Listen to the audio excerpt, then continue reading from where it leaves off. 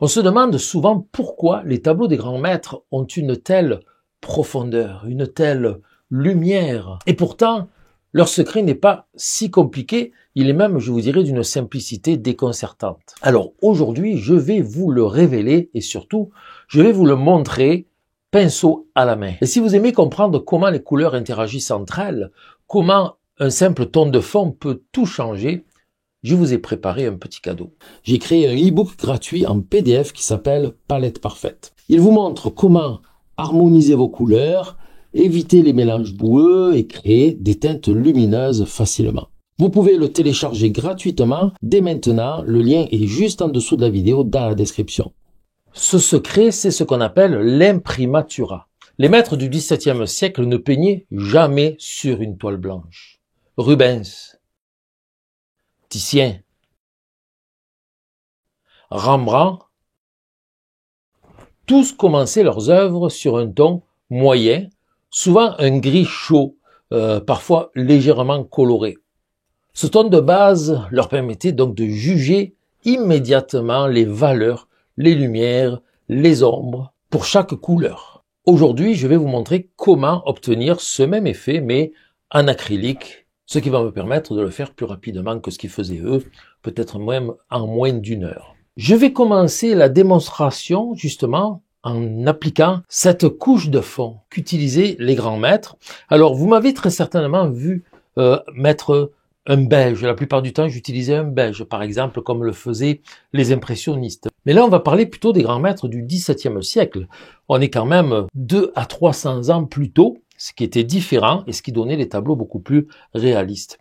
En impressionnisme, je mets souvent mon fond beige, ocre, peut-être même rougeâtre, sienne brûlée pure, ça m'arrive souvent dans les paysages. Mais là, c'est vraiment un gris qu'on va appliquer, un gris légèrement coloré. Alors, si vous voulez vous amuser en même temps que moi, il y aura ici à côté du tableau, il y aura la palette de couleurs avec mes mélanges et la photo du modèle que j'utilise. Simplement un verre, une mandarine et une petite cuillère sur une table. Et donc, je vais commencer par appliquer ce fameux imprimatura, ce fond gris très légèrement coloré de couleur chaude, mais surtout d'une valeur particulière qui va permettre de bien évaluer, bien estimer, bien placer la valeur des ombres et des lumières. Donc pour faire ce gris, bien entendu, je vais prendre du blanc, de la terre d'ombre brûlée et un peu de bleu outre-mer. Je ne sais pas encore ce que ça va donner, donc je fais mon mélange et après je vais l'ajuster pour obtenir la valeur et la couleur souhaitée. Vous pouvez remarquer que ma palette est aussi grise et le gris de la palette pourrait correspondre à mon besoin d'ailleurs. Mais ça, c'est un petit peu un hasard. Si j'étais sur une palette blanche, il faudrait que je fasse la couleur exacte. Voilà, là, j'ai un gris quand même assez neutre. Vraiment, il ressemble beaucoup, sans le vouloir, vous voyez. Il ressemble beaucoup au gris de la palette, hein. Regardez, c'est incroyable. C'est pas volontaire du tout, c'est le hasard. J'ai un gris neutre, vraiment neutre, légèrement chaud. Pour obtenir la bonne valeur, j'ai ici une échelle de gris de 1 à 10. Et ma recherche devrait aller vers le numéro 5, la valeur numéro 5. Je suis entre 4 et 5 ici, même 4, je suis 4. Donc il faut le foncer un petit peu plus. Donc je vais mettre encore du bleu, c'est du bleu outre-mer, de la terre d'ombre brûlée. Voilà, j'ai fait mon mélange et je vais l'ajouter à mon gris pour le foncer un petit peu. Remarquez qu'ici, mon mélange est plus marron que bleu. Il va être un petit peu plus chaud. Ça a quasiment pas changé la valeur. Je vais réchauffer encore cette couleur. Maintenant, je vais plus mettre ce mélange-là, mais uniquement de la terre d'ombre brûlée. Là, donc, on parle d'un gris légèrement teinté, légèrement coloré. Vous voyez, je suis moins neutre que ma palette. C'est un petit peu plus chaud. C'est aussi, bien sûr, un petit peu plus foncé que la palette. C'est assez difficile d'évaluer le 5 de mon échelle de gris, étant donné qu'ici, c'est coloré et ici, je suis en noir et blanc. Je n'ai pas la possibilité, avec mes yeux, de le mettre en noir et blanc. Hein, c'est impossible pour moi, mais je peux plisser mes yeux pour évaluer mieux l'écart de valeur. Voilà, j'ai comme l'impression que je suis plutôt à 6 qu'à 5. Une fois que je plisse mes yeux, je suis un petit peu trop foncé, vous voyez, par rapport au 5. Je pourrais vous mettre l'image en noir et blanc, un petit moment, là, quelques secondes en noir et blanc pour l'évaluer au montage sur la vidéo. Bien sûr, je peux pas le faire maintenant, donc ça va être plus vérifié au montage. Alors peut-être que je fais une erreur d'évaluation actuellement avec mes yeux, mais je pense être à 6. Donc je vais le rééclaircir avec un petit peu de blanc, d'autant plus que c'est de l'acrylique. Et l'acrylique va un petit peu foncer en séchant. Je remets du blanc, il faudrait que je revienne à 5 normalement. Bon, on n'est pas on va dire à quelque chose près, hein. C'est sûr qu'on n'est pas à 4, à 3, on n'est pas à 7 ou 8. Alors c'est important ça parce que c'est ce qu'on va appeler pour nous dans la peinture, ça va être la valeur moyenne. Voilà, je vais essayer de le rapprocher ici. Oui, je pense que je suis bon pour le 5 ici. Allez, alors, on peut dire qu'on est sur du 5. Donc là maintenant, je vais pouvoir appliquer cette couleur de fond avec un spalter. Ici, c'est un pinceau numéro 2 pouces de large, en soie de porc. Je prends un peu d'eau, puisque je suis en acrylique, et je vais pouvoir l'appliquer sur ma toile. Alors, c'est un carton entoilé qui fait 9 par 12 pouces, ou à peu près 23 par 30 cm. On va considérer que c'est un exercice, c'est pas une peinture, c'est pas un tableau que je vais encadrer et exposer, donc j'aime bien prendre des cartons entoilés, petite taille, petit format, ça permet de le faire assez vite. Un entraînement. Vous savez, j'en ai tellement fait beaucoup des petits tableaux comme ça que ça m'a énormément aidé pour apprendre.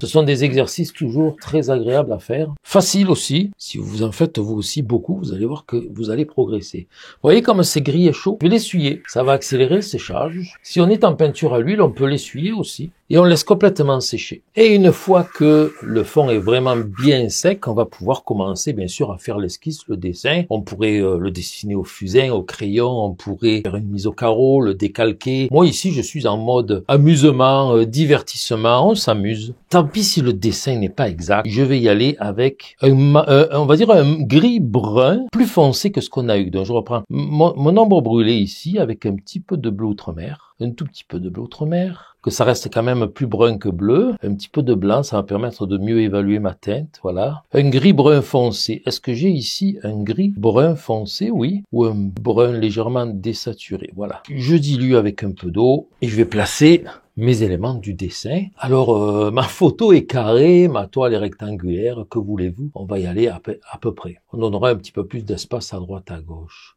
Allez, un peu plus haut que le milieu, on va voir la table. Alors, j'y vais avec une ligne droite pour le fond de la table à peu près. Et que le vert, je le décale un peu, je laisse un petit peu plus d'espace, il devrait arriver à peu près par là. On va y aller avec vraiment une esquisse très très légère au début pour juste situer les éléments avant de vraiment faire le dessin, vous voyez. Comme ça, ici, je peux me dire non, je peux le décaler un peu plus par là. On va le décaler un petit peu, de manière à avoir la possibilité de faire venir la mandarine un petit peu en avant du verre. La hauteur est bonne. Ici en bas, que j'ai la place pour la cuillère, à peu près ici, peut-être un peu plus haut, voilà. Le bord du bas de la table. J'adore faire les natures mortes. C'est quand même plus facile qu'un portrait, hein. J'adore aussi ce style. Voilà, comme ça, il faut que je puisse mettre la mandarine et avoir à peu près le même espace à droite, à gauche. Le verre, il va monter un petit peu plus haut. On va le grossir. La mandarine ici, à peu près là, à peu près ici. Allez, ça devrait être bon au niveau des proportions, je vais pouvoir dessiner un peu plus précisément. Alors étant donné que je ne suis pas au crayon, à la peinture, on ne peut pas effacer, donc ce que vous voyez là, ce sont les bonnes lignes et les mauvaises lignes, c'est à nous après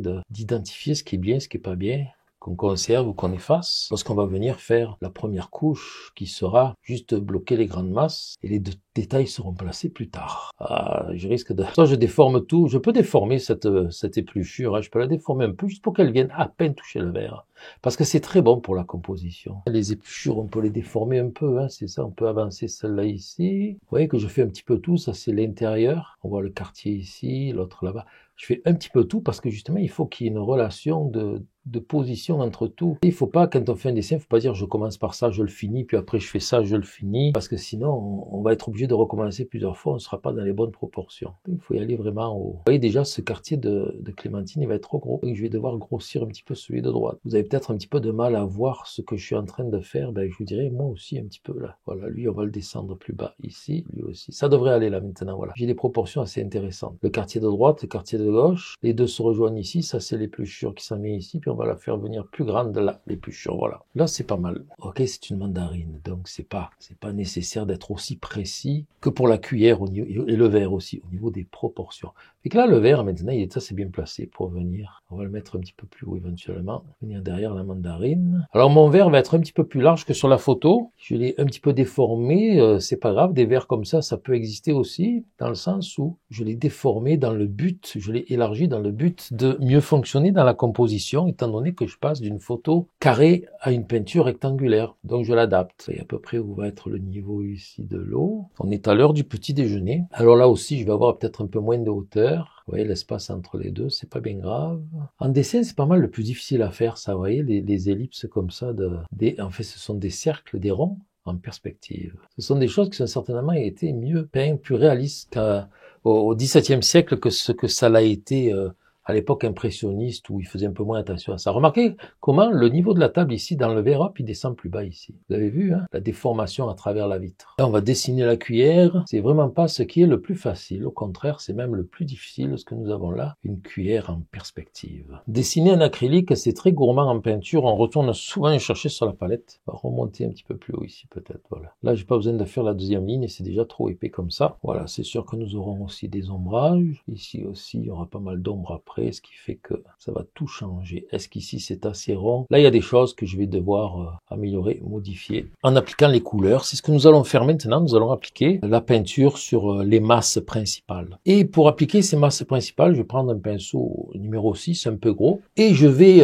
transformer un petit peu les couleurs de la photo pour avoir quelque chose d'un petit peu plus antique. Et le plus important, là, maintenant, ça va être de placer surtout les valeurs, plus que les couleurs, parce que les couleurs, on va les ajuster après avec des glacis. Donc pour moi, les valeurs, on pourrait même faire le tableau quasiment en noir et blanc et revenir après avec des glacis colorés par-dessus pour apporter les couleurs. Mais les couleurs, oui. Mais je vais quand même un petit peu colorer dès maintenant. Donc le fond, j'aimerais l'avoir plus marron, avec un peu plus d'ombre brûlée, un petit peu de bleu, mais pas trop. Ça va être très foncé, ce qui est pas mal. C'est pas mal du tout même, je dirais. Dans l'Antiquité, pas l'Antiquité, mais au XVIIe siècle, les peintures pouvaient être très foncées aussi.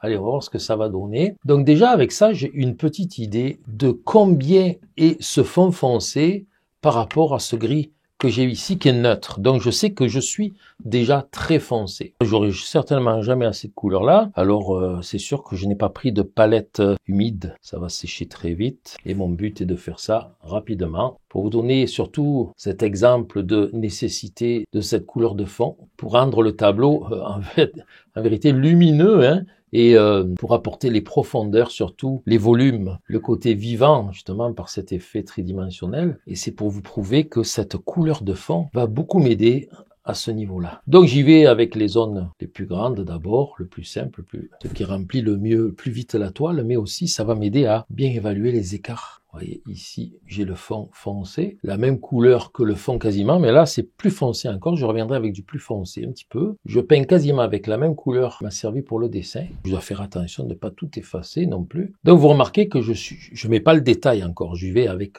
les couleurs principales.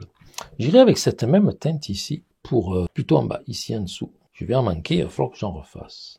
Comme je peins avec de l'acrylique pur, je la dilue pas, c'est très gourmand. On va passer à la table avec quelque chose d'un petit peu plus clair, un peu plus ocre, un petit peu de rouge. Ça, c'est du rouge cadmium clair, de l'ocre jaune, terre d'ombre brûlée, du bleu outre-mer et un tout petit peu de blanc. Mettre encore de l'ocre. Je pourrais être encore plus clair, beaucoup plus d'ocre. Un peu de rouge, pas trop. Voilà, on pourrait être plus clair comme ceci en avant. Parfait.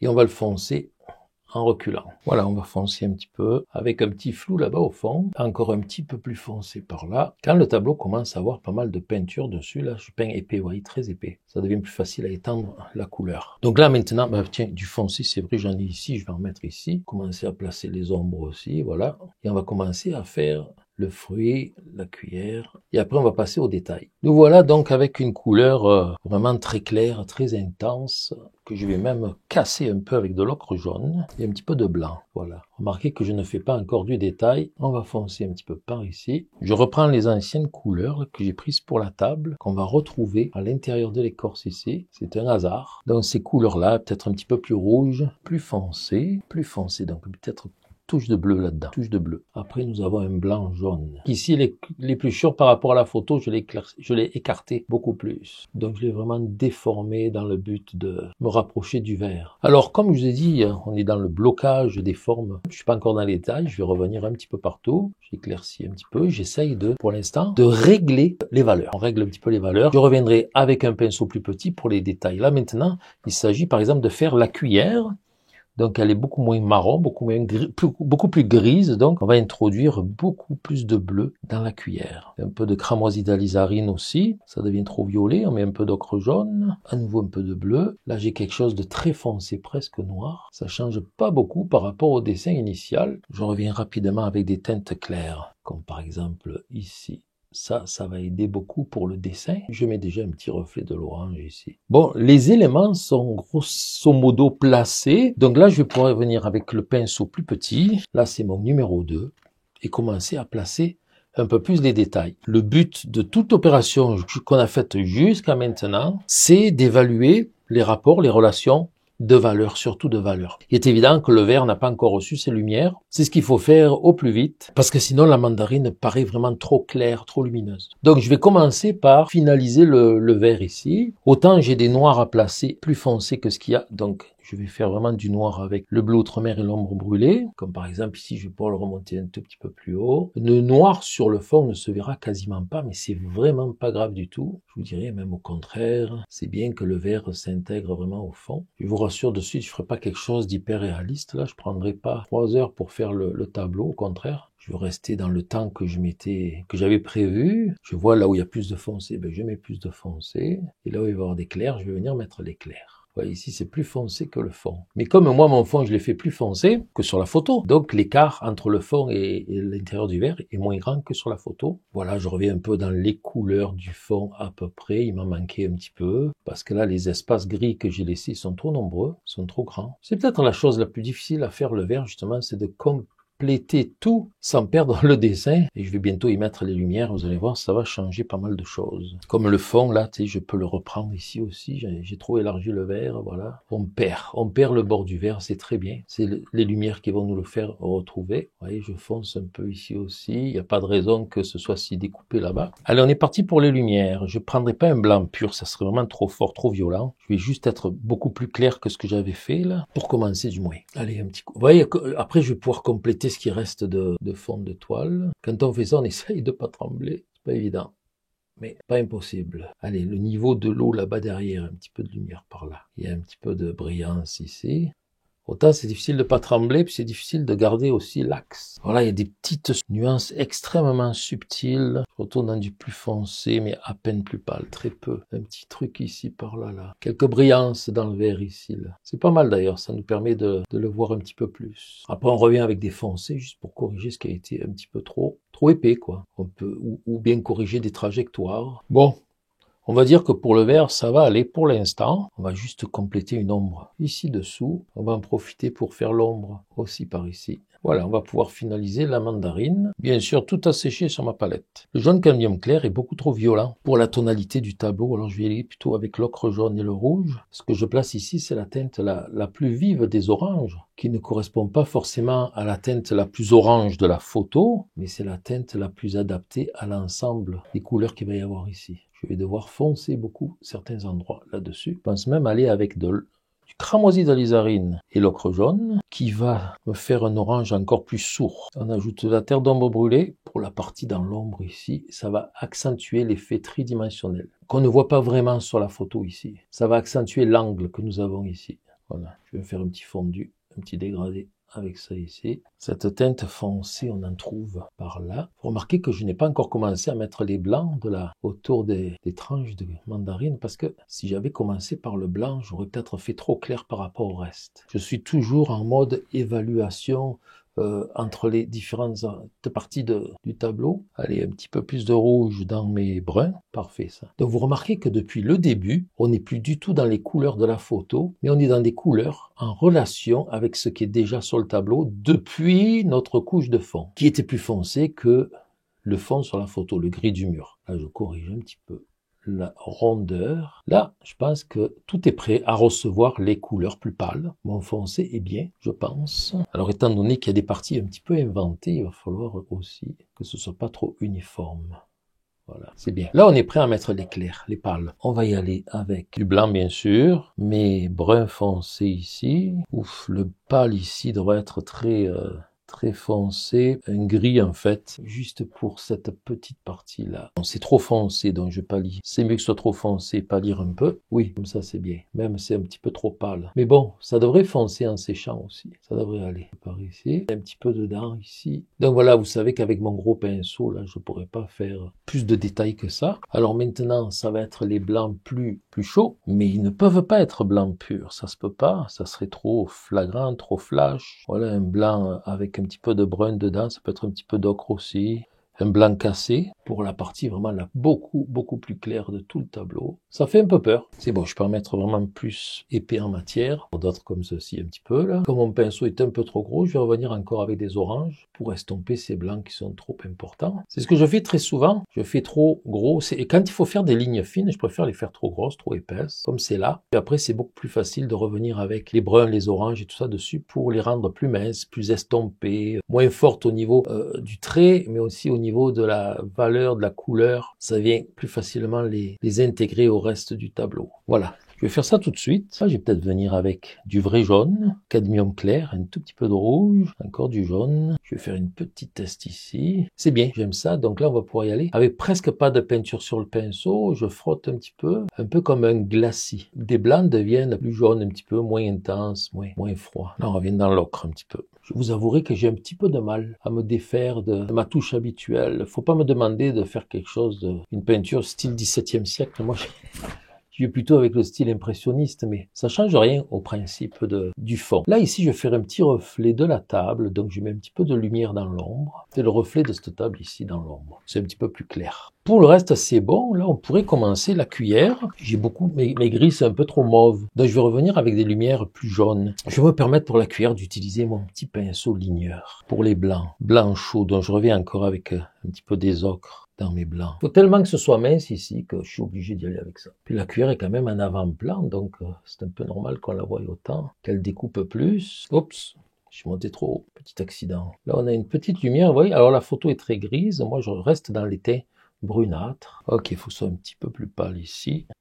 J'essaye de revenir dans ma couleur de la table, de fond de table, avant de l'avoir foncé. C'est pas mal. On va mettre un petit filet noir ici en dessous. Voilà, pour redonner un petit peu de la cohérence à la forme. On va replacer l'ombre de la cuillère sur la table. C'est ce qui donne souvent beaucoup plus de le réalisme. Hein. Et là aussi, une petite forme d'ombre. Ok, on peut refoncer le dessus du manche. Un petit reflet de la mandarine. Toujours plus foncé que sur la photo. Là, je vais faire une belle quantité de couleur de la table parce que j'aimerais y revenir un petit peu. Ça me permet d'y revenir beaucoup plus. Il me manque de la peinture ici et là. Et comme là, je peux fondre un peu avec l'ombrage. Je réégalise certaines teintes de couleur. Plus rougeâtre. Et voilà, donc on pourrait quasiment dire là c'est fini, mais non, c'est pas fini parce que il y a ce moment où il faut après évaluer, analyser, regarder de plus loin, tout ça. Puis si on trouve qu'il y a des corrections à faire, faut le faire de suite. Enfin, de suite, faut le faire. Puis souvent, juste un petit glacis fait bien l'affaire. Par exemple, vous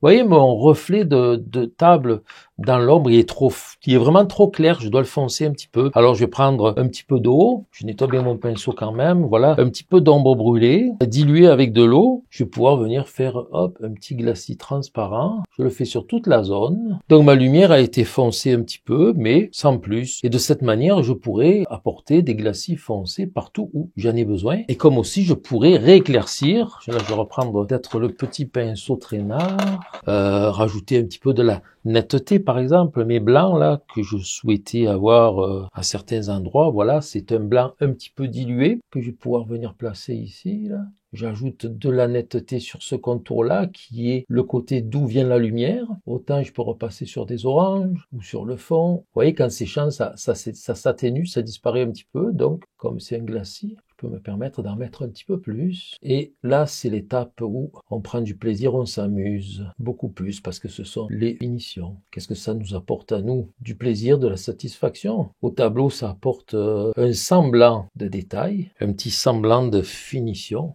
Parce que ça n'est pas vraiment réel, quoi. C'est ce que je fais, ça n'est pas exactement ce qu'il y a sur la photo, mais ça s'en approche un petit peu plus. Vous voyez mon blanc de titane, là, il est un petit peu mélangé avec de l'eau, très peu. Ça lui donne un peu de transparence, donc d'abord il est moins vif, puis en séchant, il s'estompe encore plus. Et ça nous fait ces petites nervures qu'il y a dans la chair, sur la chair ou dans la chair de la pulpe de la mandarine. Puis attention, faut pas exagérer non plus. On regarde trop la photo, puis on se retrouve après avec, des fois, trop de détails. Je sais plus où me mettre. Tout a séché, là. Je voudrais finaliser avec un petit peu d'orange à nouveau. Ce pinceau n'est pas très pratique pour ça, mais ça devrait fonctionner aussi quand même un peu. Voilà. Dans l'ensemble, je trouve aussi, encore une fois, que la mandarine, elle est trop vive, trop orangée. Alors, ce que je vais faire, je vais prendre le gros pinceau, et il faut que j'apporte un petit peu plus de foncé sur tout ce qui est lumineux, dans l'ensemble. Tout. Les blancs, les oranges, même ici, tout l'ensemble ensemble ici, il faut que je le fonce. Donc je vais me créer, on va dire un orange foncé, un marron, je pourrais prendre l'ombre brûlée, c'est froid, je vais le réchauffer avec un petit peu de rouge, un petit peu d'ocre, oui, encore de l'ocre. Voilà, et ça c'est une couleur qui est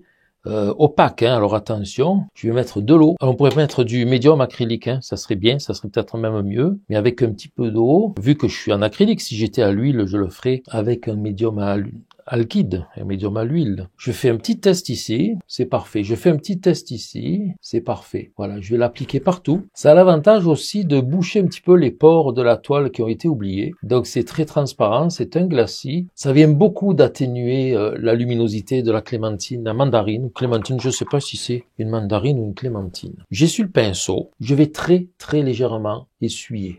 Estomper un petit peu. Je viens de donner à mon tableau un siècle de plus. Avant que ça sèche, avec mon petit pinceau et juste de l'eau, je peux venir, éventuellement, faire réapparaître juste mes petites lignes blanches. Mais pas trop, parce qu'il y en avait trop précédemment, hein. Voilà, juste un petit peu. C'est un petit nettoyage doux et irrégulier. Et ça n'est qu'en prenant du recul qu'on peut voir ces choses-là, donc il faut prendre le temps de reculer et de faire tout ça. Je reprendrai un petit peu de mon orange, ça peut être celui-là aussi, un petit peu de rouge dedans, très peu, voilà. Un petit glacis rouge orangé que je viendrai appliquer sur le côté droit du verre. Je sais pas, j'ai comme l'impression sur la photo qu'on voit un petit reflet. Et ça serait normal de le voir. Un petit reflet de la clémentine, ou mandarine.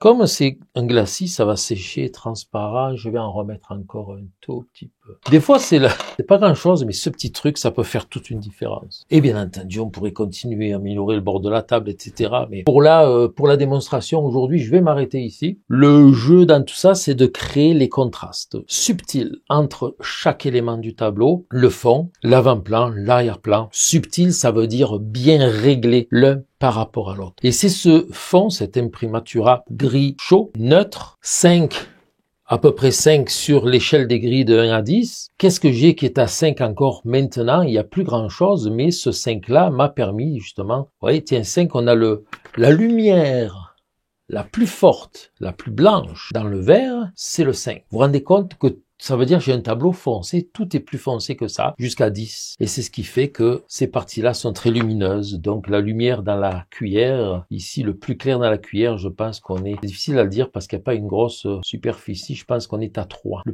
plus blanc dans le tableau, c'est du 3 sur mon échelle de gris. Donc finalement, il n'y a rien de bien compliqué à utiliser cette technique des grands maîtres du XVIIe siècle. Rien de compliqué, c'est juste un ton moyen appliqué au début, avant de commencer même à faire le dessin. Et tout le reste devient plus harmonieux, plus naturel et plus facile lorsque tout est relié à cette valeur-là. Essayez-le et vous allez voir que toutes vos peintures vont prendre une nouvelle dimension. Alors si vous voulez aller plus loin vraiment dans la maîtrise des couleurs, des harmonies, je vous rappelle que vous pouvez télécharger gratuitement le e-book qui s'intitule Palette Parfaite, en cliquant sur le lien qui est dans la description juste en dessous de la vidéo. Et si cette vidéo vous a plu, vous a inspiré, laissez-moi un pouce en l'air, un pouce bleu, partagez sur les réseaux sociaux, ça me fera vraiment plaisir, ça va aider à progresser. Et n'oubliez pas de vous abonner à la chaîne si vous voulez rien manquer lorsque je rajouterai des nouvelles vidéos. Je vous invite à regarder cette autre vidéo dans laquelle je tente de peindre la neige à la manière cette fois-ci de Claude Monet. Et là, vous allez voir bien sûr que la neige, ça n'est pas du tout du blanc.